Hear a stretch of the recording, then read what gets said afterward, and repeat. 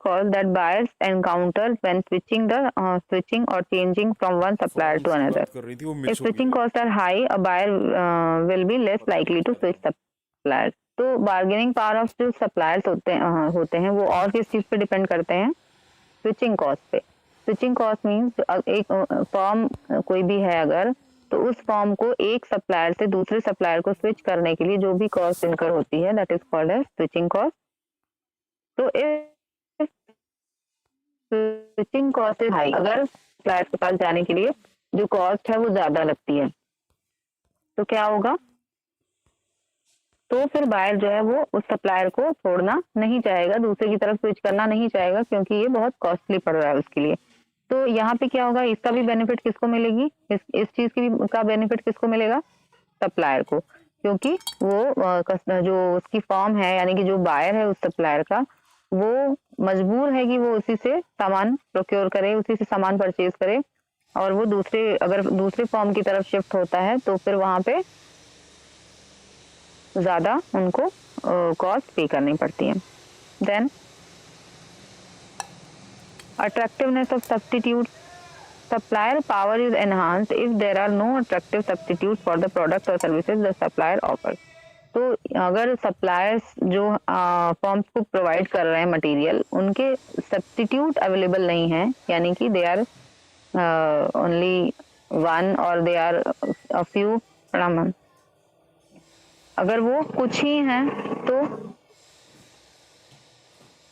और उनके जो मटेरियल वो प्रोवाइड करा रहे हैं फॉर्म्स को, उनके सब्स्टिट्यूट अवेलेबल नहीं है, then supplier power is enhanced if there are no attractive substitutes for the product or services the supplier offers. तो वहां पे सप्लायर को बेनिफिट मिल रहा है, सप्लायर की बार्गेनिंग पावर इंक्रीज हो जाएगी. Then threat of forward integration. Okay, तो थ्रेट ऑफ फॉरवर्ड, पहले तो ये समझो कि what is forward integration. Forward integration होती क्या है? फॉरवर्ड इंटीग्रेशन पता है किसी को?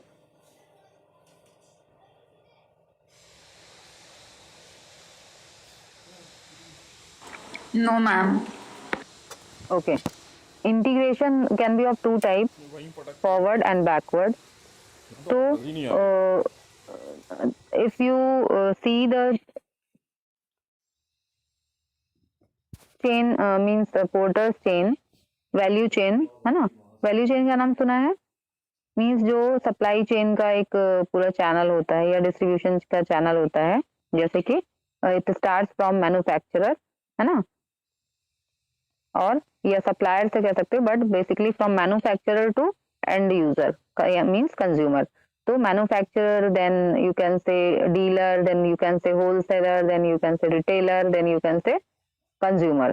ठीक है, इस तरह की चेन होती है जिसको हम पोर्टर्स वैल्यू चेन कहते हैं. तो यहाँ पे दो चीजें हो सकती हैं.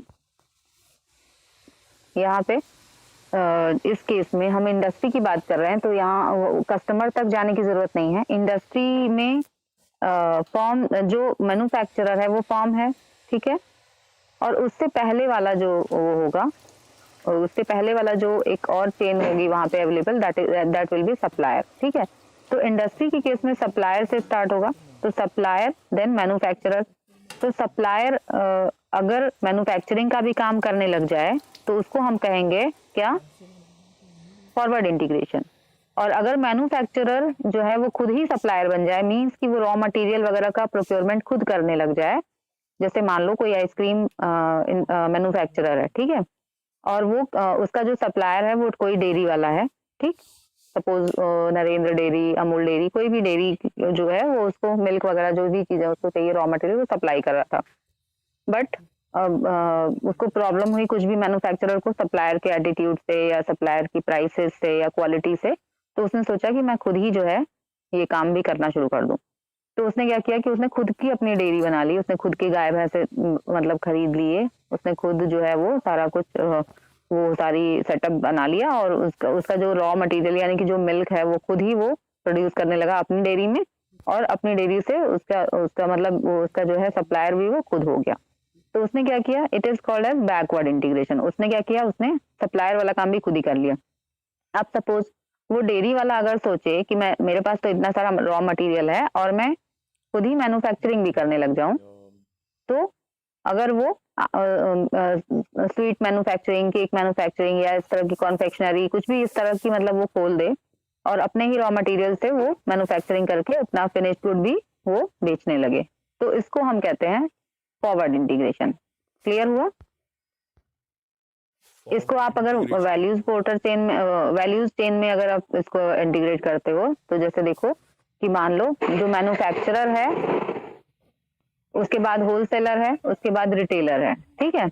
तो वो मैन्युफैक्चरर जो है वही रिटेलर का भी काम करने लग जाए, कई बार फैक्ट्री आउटलेट्स होते हैं उनके खुद के, ठीक है? और मैन्युफैक्चरर जो है वो सप्लायर का काम भी करने लग जाए, तो इस तरह से मतलब आगे वाला काम अगर वो करने लग गया फॉरवर्ड वाला, तो उसको हम कहते हैं फॉरवर्ड इंटीग्रेशन, और अगर बैकवर्ड वाला करने लग जाए तो उसको कहते हैं बैकवर्ड इंटीग्रेशन। क्लियर हुआ सबको?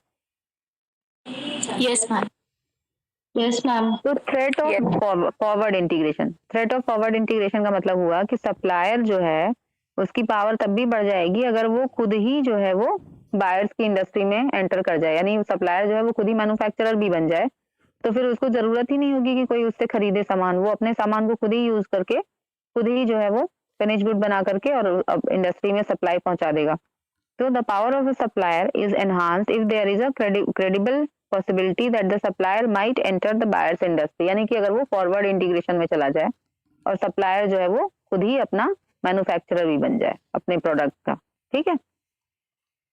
मीन्स वो अपने ही रॉ मटेरियल से फिनिश गुड भी क्रिएट करने लग जाए, तो फिर क्या होगा, फिर उसकी जो इसको जिसको हम कहते हैं कि उसकी मजबूरी या उसकी गर्ज कि उसको इंडस्ट्री में दूसरों को सामान सप्लाई करना है, ये चीज खत्म हो जाएगी, है ना? उसकी डिपेंडेंसी जो है वो जो बायर फॉर्म है उसके ऊपर से खत्म हो जाएगी और वो उसकी वो उसकी स्ट्रेंथ जो है वो सप्लायर की और इंक्रीज हो जाएगी।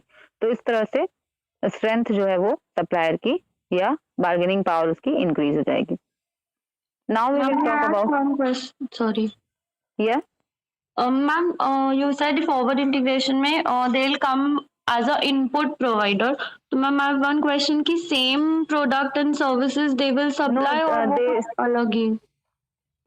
they will come with input provider, not input provider ना, output provider। फॉरवर्ड इंटीग्रेशन में तो वो आउटपुट प्रोवाइडर बनेंगे। मैम Forward integration- मैन्युफैक्चरर बन जाएंगे ना? हाँ, मैन्युफैक्चरर बन जाएंगे। तो इनपुट क्या होता है? Input is raw material, yes है मैम। ना? तो वो रॉ मटेरियल प्रोवाइडर तो वो पहले ही थे, सप्लायर जो थे वो, तो they are initially input provider, but now they are producing finished good. तो what is finished good? Finished good is your output, है ना? Yes ma'am. तो now they will become output provider. तो आउटपुट कुछ भी हो सकता है जो भी उनके रॉ मटेरियल से बनता है। सपोज वो पहले जो है वो सप्लायर्स थे 4 व्हीलर के पार्ट्स के, है ना, कंपोनेंट्स के सप्लायर थे। अब उन्होंने 4 व्हीलर मतलब जिस भी कंपनी के वो पार्ट्स वो बेच रहे थे या जो भी या अगर सपोज कंपनी बेस्ड नहीं होते हैं पार्ट्स, वो पार्ट्स कुछ भी हो सकते हैं। तो अगर उन्होंने 4 व्हीलर बनाने की आगे जो है अपनी मैन्युफैक्चरिंग एक फॉर्म डाल दी, तो उनके अपने खुद के पार्ट से लेकर के उन्होंने 4 व्हीलर बनाना स्टार्ट कर दिया। तो इस तरह से मतलब सेम एज इट इज वो नहीं करेंगे। आउटपुट में तो कुछ भी जो जिस चीज से रिलेटेड उनका रॉ मटेरियल है उससे रिलेटेड जो भी गुड्स बन सकते होंगे फिनिश गुड, वो उस चीज में वो अपने आप को एंटर करा सकते हैं। Clear? Yes ma'am. Okay, now we will talk about bargaining power of buyers. Buyer means firms. यहाँ पे इंडस्ट्री में किसकी बात हो रही है? बायर कौन है? जो सप्लायर से परचेज कर रहे हैं, यानी कि फर्म्स। तो buyers can suppress the profitability. अब फर्म्स कब स्ट्रांग हो सकती हैं, है ना? कब buyers can suppress the profitability of industry, यानी कि इंडस्ट्री की प्रॉफिटेबिलिटी को बायर्स कब अफेक्ट कर सकते हैं, किन किन केसेस में? Which they purchase by demanding price occasions, concessions और इंक्रीज इन क्वालिटी। तो ये जो अपने सप्लायर से चीजें खरीदते हैं उनके उन सप्लायर्स के ऊपर इनकी बार्गेनिंग पावर कब ज्यादा होती है? तो for example the automobile industry is dominated by a handful of large companies that by products from thousands of suppliers in different industries. This allows the automakers to suppress the profitability of the industries from which they buy by demanding price reductions. तो अगर number of forms जैसे कुछ supplier हैं और number of forms बहुत ज्यादा हैं, तो क्या होगा, उन सप्लायर से, सॉरी सप्लायर ज्यादा हैं और जो आपके यहाँ पे उल्टा कंडीशन हो जाएगी ना, रिवर्स कंडीशन विल बी है। वहां पे क्या था, वहां पे सप्लायर्स थोड़े थे, तब सप्लायर्स की बार्गेनिंग पावर ज्यादा थी। और यहाँ पे क्या होगा, जब फॉर्म्स कम होंगे तब फॉर्म्स की बार्गेनिंग पावर ज्यादा होगी। मतलब हम दोनों के पर्सपेक्टिव में बात कर रहे हैं। तो यहाँ पे क्या हुआ, जो कि handful of large companies that by product from thousands of suppliers, यानी कि यहाँ पे मुट्ठी भर बड़ी कंपनी जो है ऑटोमोबाइल की, वो बहुत सारे सप्लायर्स होते हैं जो ऑटोमोबाइल के पार्ट्स के, उनसे सामान खरीदते हैं। तो उन जब कुछ फॉर्म्स हैं, ज्यादा सप्लायर्स हैं, तो यहाँ पे फॉर्म्स की बार्गेनिंग पावर ज्यादा होगी। तो फॉर्म्स क्या करेंगे, वो बार्गेन करेंगे in case of price, in case of quality, है ना। यानी कि जो सप्लायर अच्छी क्वालिटी कम प्राइस में प्रोवाइड कराएगा फॉर्म्स को, तो फॉर्म्स उनसे सामान लेना पसंद करेंगे।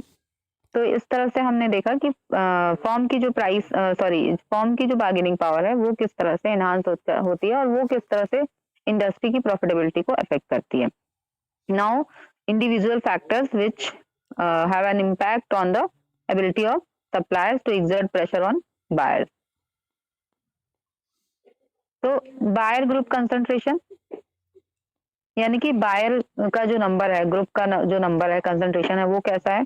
If there are only a few large buyers and they buy from large number of suppliers, ठीक है, अगर नंबर ऑफ बायर्स कम है और वो नंबर ऑफ सप्लायर्स ज्यादा हैं, they can pressure the suppliers to lower cost, यानी कि तब वो प्रेशर डाल सकते हैं कि सप्लायर्स के ऊपर कि lower your cost and thus affect the profitability of the industry from which they buy. Clear है। जो हम लोग ने सप्लायर्स के केस में जो चीजें पढ़ी थी, उसका जस्ट रिवर्स यहाँ पे है कि यहाँ पे सप्लायर्स ज्यादा हैं, बायर्स यानी कि फॉर्म्स जो है वो कम है। तो फिर इंडस्ट्री की प्रॉफिटेबिलिटी जो है वो उस तरह से कम हो जाएगी।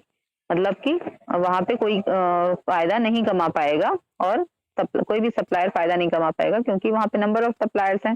तो जो फॉर्म्स हैं वो, उनके पास ऑप्शंस हैं कि एक नहीं तो दो, मतलब फर्स्ट नहीं तो सेकंड, सेकंड नहीं तो थर्ड, वो किसी और से भी सामान ले सकते हैं और अकॉर्डिंगली वो प्राइस कट करने के लिए या क्वालिटी को एनहांस करने के लिए भी उनसे बार्गेन कर सकते हैं। बायर्स कॉस्ट, है ना, the greater the importance of an item is to a buyer, the more sensitive the buyer will be to the price it pays. Buyer जिसके लिए कोई चीज जितनी ज्यादा इंपॉर्टेंट होगी, ठीक है, बायर मीन्स फॉर्म के लिए जो चीज कोई भी पार्ट या कोई भी पर्टिकुलर मटेरियल जितना ज्यादा इंपॉर्टेंट होगा, तो वो उतना ज्यादा सेंसिटिव होगा उसके लिए पेमेंट, मतलब उसके लिए जो भी उसका पेमेंट होता है, प्राइस होता है, वो पे करने के लिए।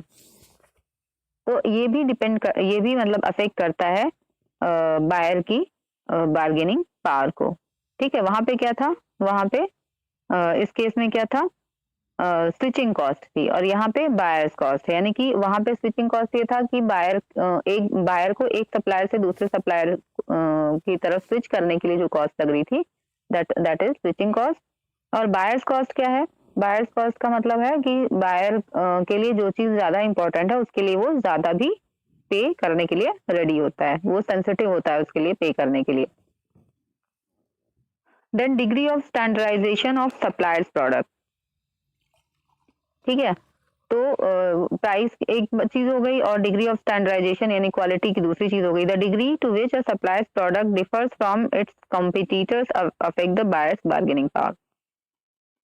तो जितना जो भी डिफरेंसेस हैं दो बायर्स के दो सप्लायर्स के प्रोडक्ट्स में, वो भी अफेक्ट करते हैं कि बायर किससे प्रोडक्ट को परचेज करे, यानी कि जिसका प्रोडक्ट बेटर होगा बायर उससे प्रोडक्ट को परचेज करेगा।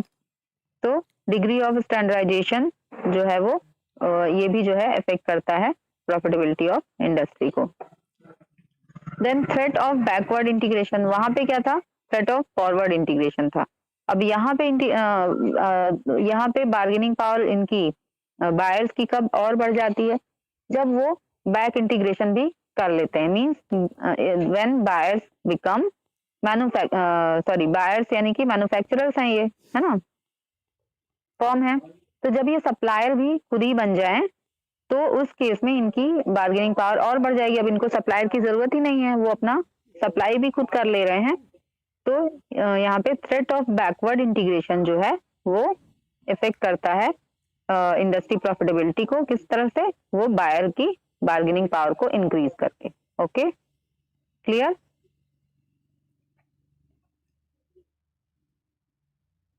क्लियर है? Yes, Yes, ma'am. ma'am. Yes, ma'am. Okay, then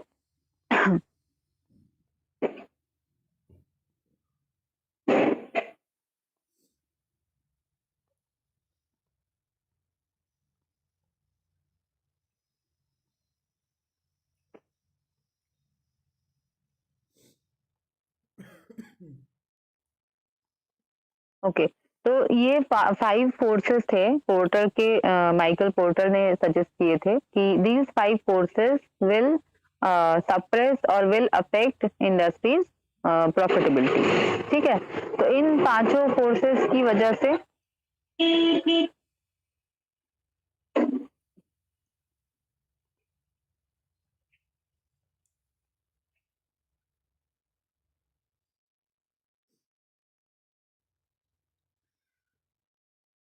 ठीक है, उसके बाद हमको देखना है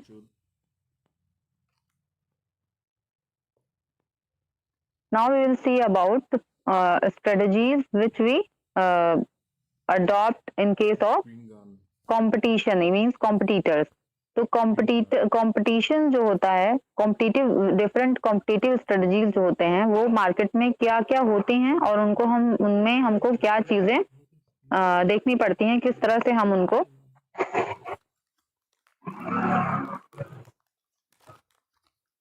अप्लाई करते हैं, है ना? इन ये 5 फोर्सेस में कहीं प्रॉब्लम नहीं है ना किसी को?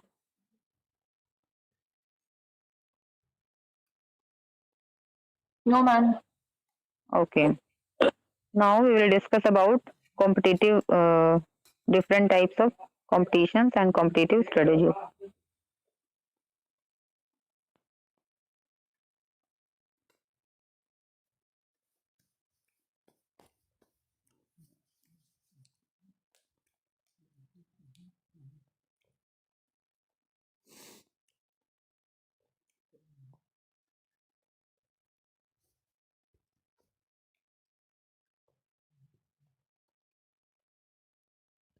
Okay, so the competitive strategies adopted by the company depends largely on its position in the market, means which type of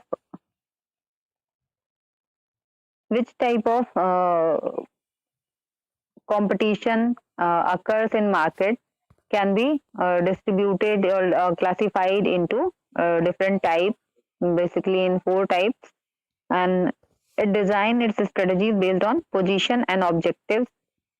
Position means what is status of company, what is the product image in mind of customer of company, है ना? ये सारी चीजों को लेते हुए हम देखते हैं the different position or roles the company can have। किस कंपनीज जो हैं, firms in an industry can act as 4 or can act in 4 roles, like a firm can market leader, it can be a challenger, means market challenger, it can be a follower, or it can be a nisher, market nisher। तो जो firms हैं वो 4 तरह की competitive strategies को लेकर के चल सकते हैं और इनको व्हाट आर देयर कैरेक्टरिस्टिक्स और फीचर्स।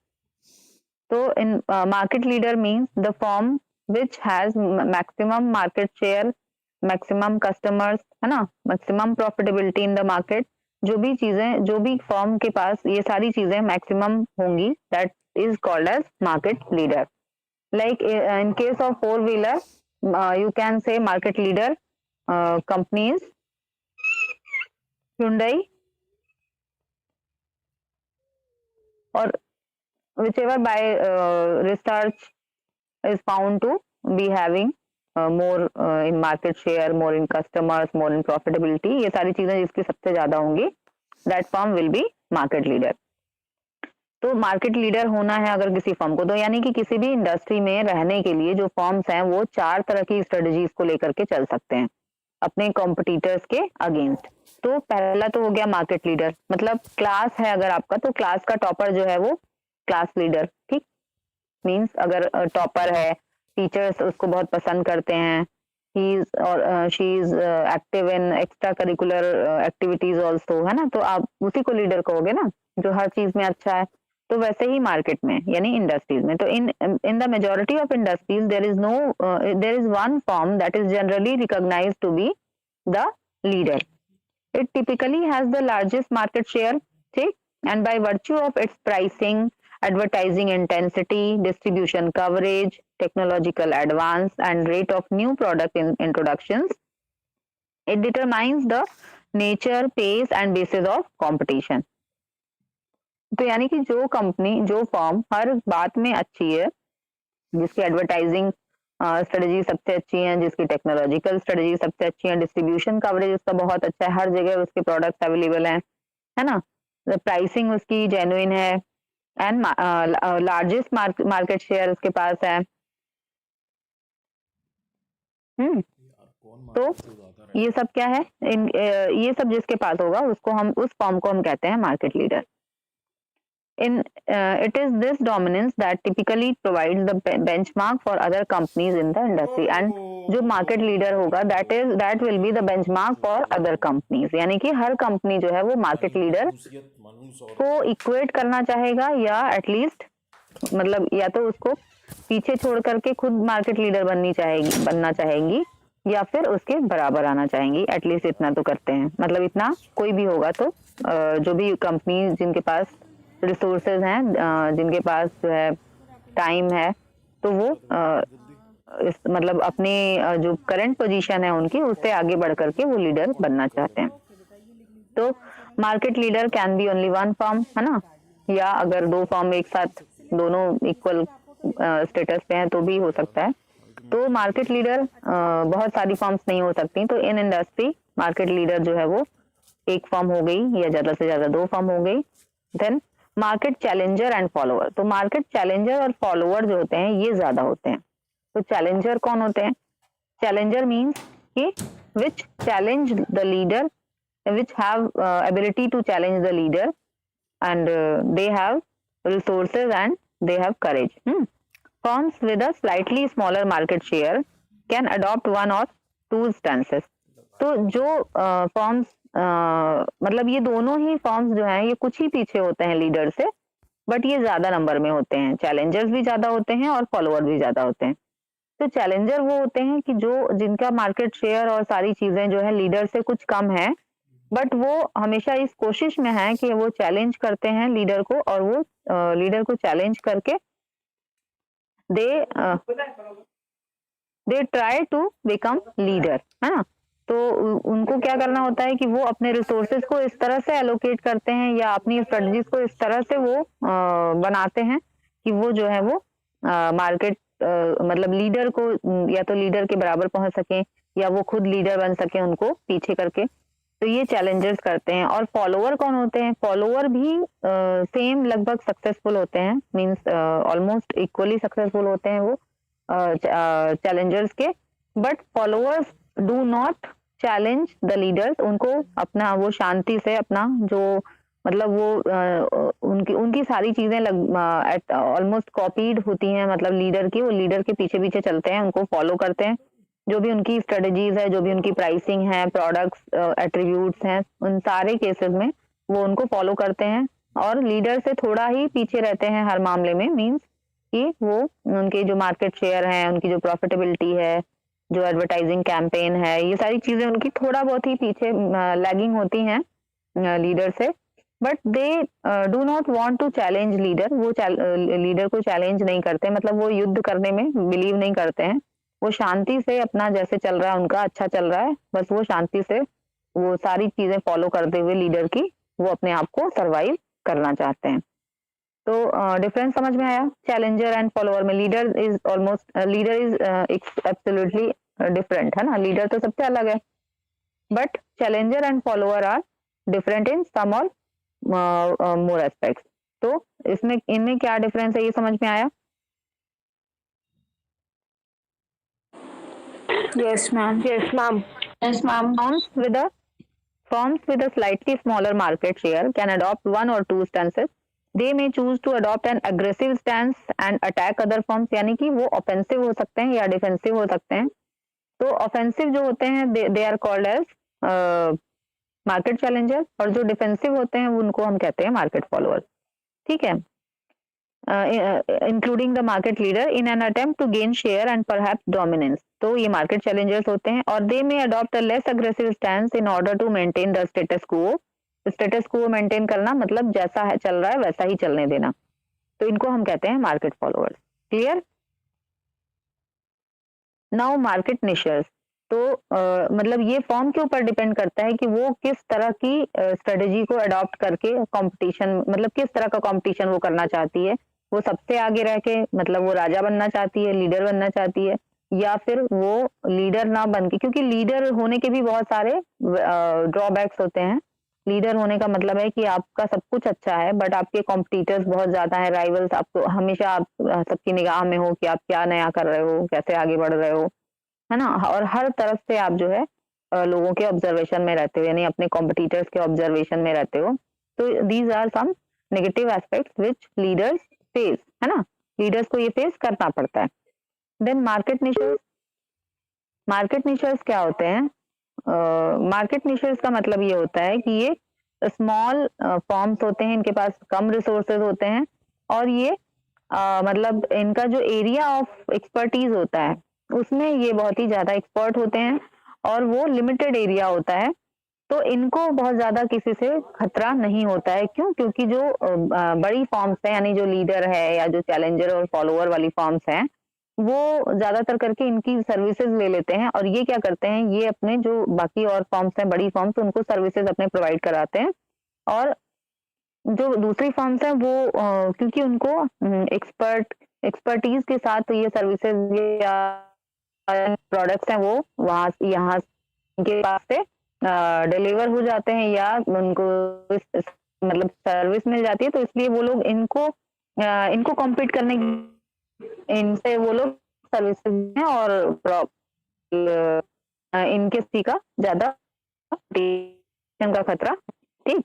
तो वर्चुअली एवरी हैज स्मॉल, छोटी छोटी जो फॉर्म है that survive and need often by using size part of the mark that are too limited in size. ठीक. तो जब कुछ बड़ी बड़ी चीजें फॉर्म्स हैं, बड़ी मैन्युफैक्चरिंग फॉर्म्स हैं, बट उनके पास उनका जो प्रोडक्ट है उसमें लगने वाली कुछ छोटी छोटी इक्विपमेंट्स हैं, जो कि बहुत छोटी छोटी फॉर्म्स हैं, वो बहुत ही अच्छे से बना के उनको प्रोवाइड करा रही हैं. तो फिर वो ये हेडेक नहीं पालेंगे कि वो जा करके वो मतलब वो सोचें कि हम ये भी बना लें, वो भी बना लें. तो उनको लगेगा जब ये अच्छी तरह से बना हुआ है या अच्छी तरह से सर्विस यहाँ पे हमको मिल रही है, तो वहां पे उन लोगों को फिर कोई डिस्टर्ब करने नहीं जाता, क्योंकि वो फॉर्म्स भी बहुत छोटे साइज की होती है, और वहाँ उनका एरिया भी बहुत, एरिया ऑफ वर्किंग जो होता है वो भी बहुत लिमिटेड होता है.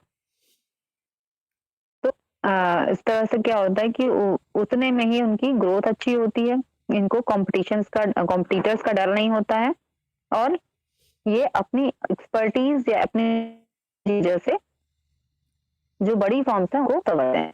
क्लियर है? तो experts in this way market list knowledge, है ना. तो ये जो इनका ये स्पेशलिस्ट होते हैं, they are having expertise in this their work, and avoid expensive head on fights, expensive head on with larger companies. और ये head on fights means, head on collision means सामने की लड़ाई, के साथ लड़ाई करने से बच है कि बड़ी फॉर्म्स के पास ज्यादा रिसोर्सेज हैं, they can fight with more strength. तो ये जो है उनको उनसे फाइट नहीं करना चाहते हैं, और ये उन बड़ी फॉर्म्स को अपने जो एक्सपर्टीज है या जो अपना स्पेशलाइजेशन है उसके बेसिस पे उनको प्रोडक्ट्स या सर्विसेज को सर्व करते हैं या सप्लाई करते हैं. ठीक. क्लियर है सबको? किनको हम मार्केट निशर्स कहेंगे, पता चला? Yes, ma'am. Clear. Yes, ma'am. Yes, ma'am. Now these are four types of मतलब ये स्टेटस हो किस तरह की बन के रहे, ये क्या अप्लाई करनी पड़ती हैं, लाइक कॉम्पिटिटिव स्टडी लीडर उन स्टडी की। तो to stay number 1 the firm must first तो सबसे पहले तो अपना जो टोटल मार्केट है वो इंक्रीज करने का या एक्सपैंड करने के तरीके उनको ढूंढने पड़ते हैं, उनको पता करने पड़ते हैं। दूसरी चीज, it must protect its current share through defensive and offensive actions. तो सपोज ये अपनी मार्केट को एक्सपैंड करते हैं, लेकिन इनकी जो एग्जिस्टिंग मार्केट शेयर है वो अगर कम होने लगे, यानी इनके एग्जिस्टिंग कस्टमर्स हैं वो इनको छोड़ के जाने लगे, तो भी इनका जो है मकसद वो पूरा नहीं होगा। एक तरफ से ये मार्केट बढ़ाएंगे, दूसरी तरफ से मार्केट कम होगी। तो पहली चीज तो ये है कि इनको मार्केट बढ़ानी होती है। दूसरी चीज की जो इनके पास एग्जिस्टिंग मार्केट शेयर है उसको इनको चाहे जैसे ऑफेंसिव वे या डिफेंसिव वे जो भी है वो यूज करके इनको उसको प्रोटेक्ट करना पड़ता है या प्रिजर्व करना पड़ता है।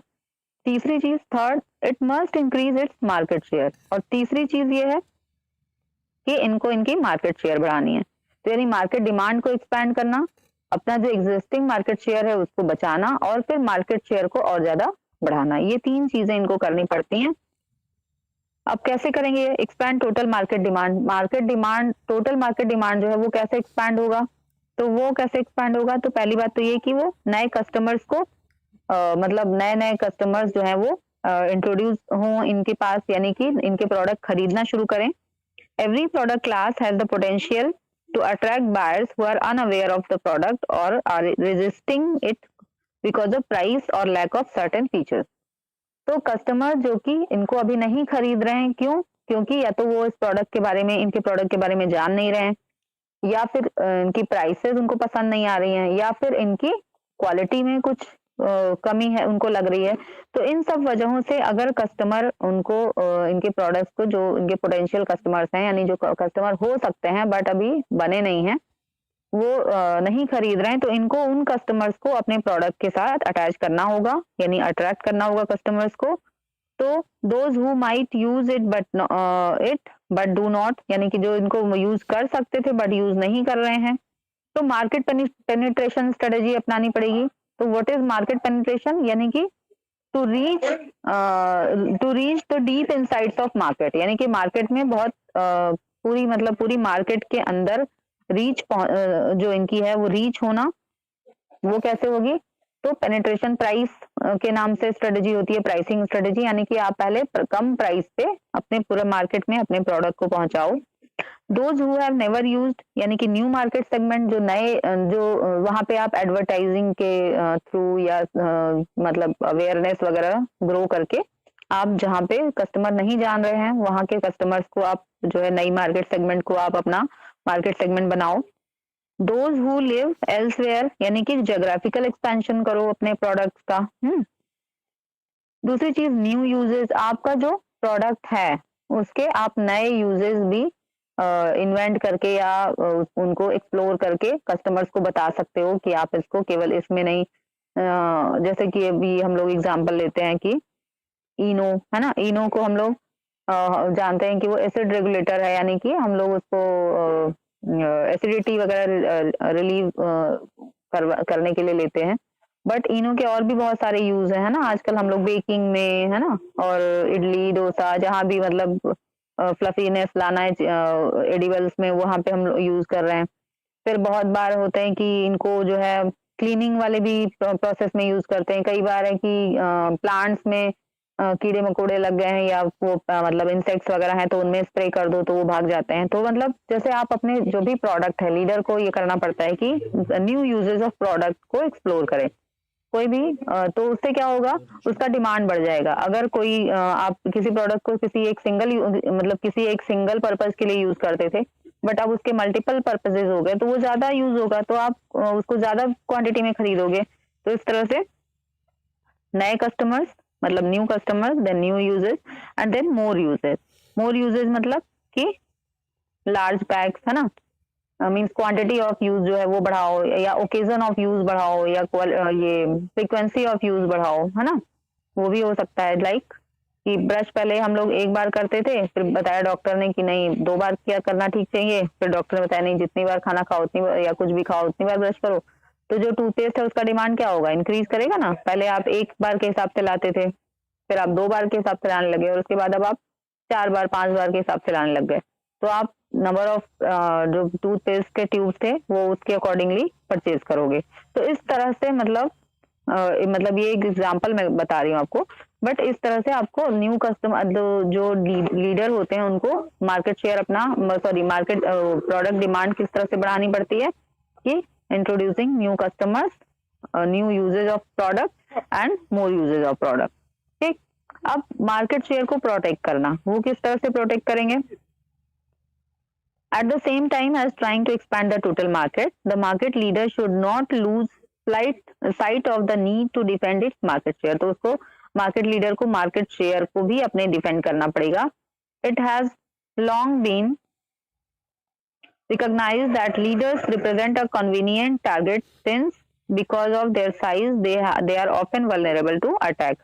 तो क्योंकि जो लीडर होते हैं वो बहुत ही ज्यादा वल्नरेबल होते हैं अटैक के लिए।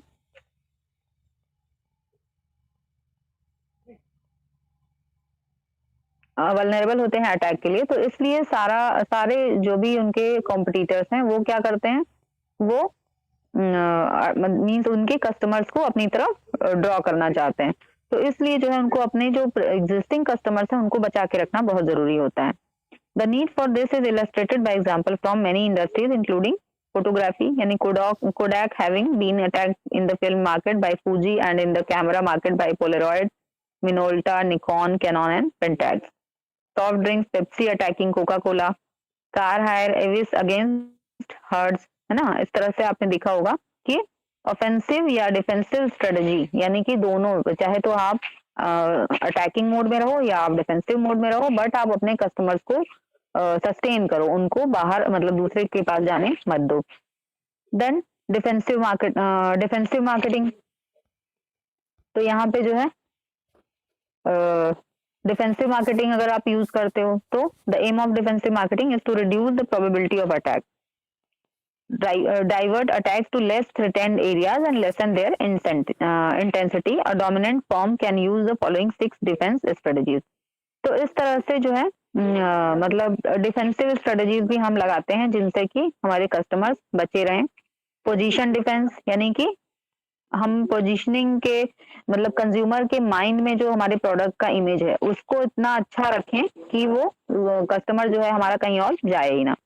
Flank defense, the market leader should erect outposts to protect a weak front or support a possible counter attack.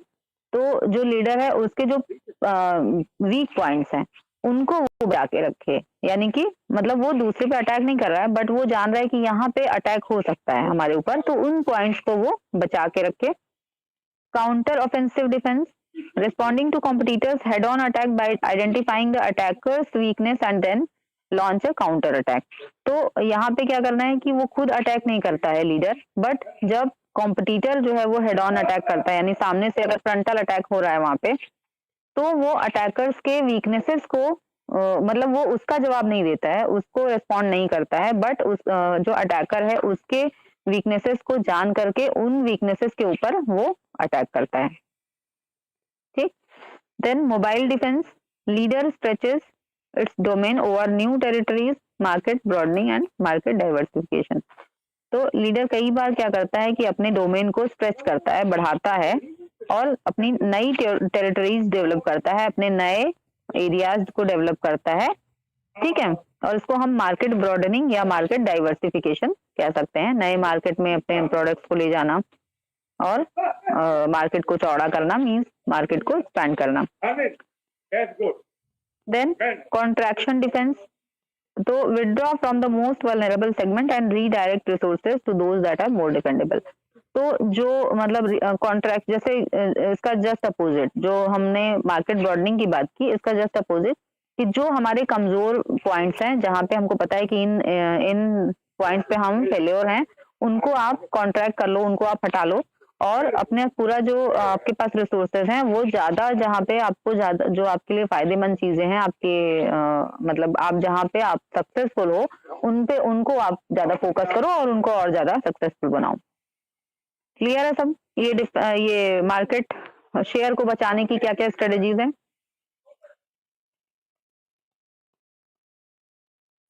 Clear है या नहीं बताओ?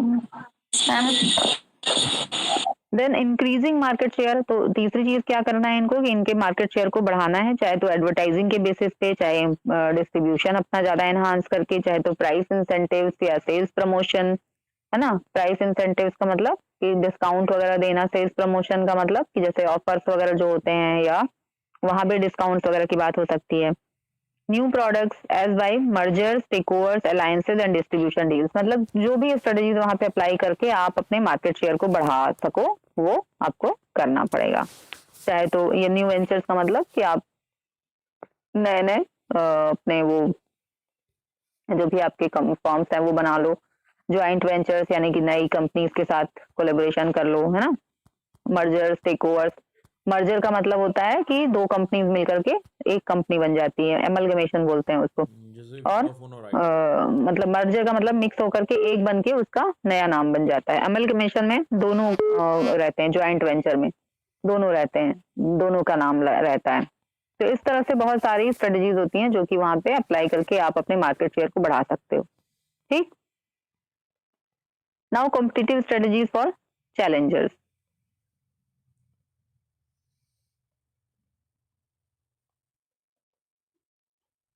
आज इतना ही रखें क्या? हाँ